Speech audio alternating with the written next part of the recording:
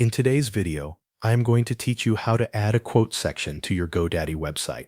First, sign in to your GoDaddy account and open your website dashboard. From there, go to Websites plus Marketing and select the website that you want to edit.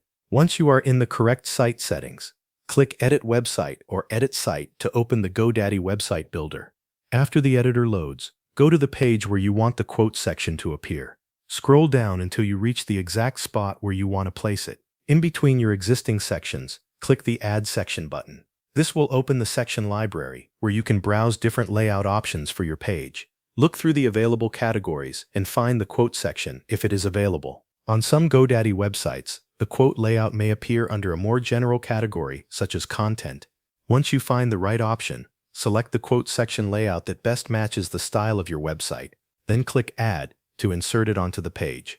Now you can begin editing the content of the section. Click directly on the quote text and type the quotation that you want to display.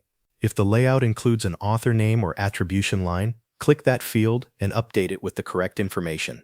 This is useful if you are featuring a customer testimonial, a personal statement, or a highlighted message from your brand. Next, use the available customization options to adjust the design of the section. Depending on the layout you selected, you may be able to change things like text alignment, spacing, background style, accent colors, or font appearance. Make any changes needed so the quote section fits naturally with the rest of your website. Once the content and design are in place, take a moment to review the section carefully. Make sure the text is accurate, the formatting looks clean, and the section appears in the right location on the page. After that, click Preview to see how the quote section will look to visitors on your live site. This helps you confirm that everything displays properly before publishing. If everything looks good, click Publish to make the quote section live on your website. Your visitors will then be able to see the new quote section as part of your page. That covers everything you need to know. Thanks for watching.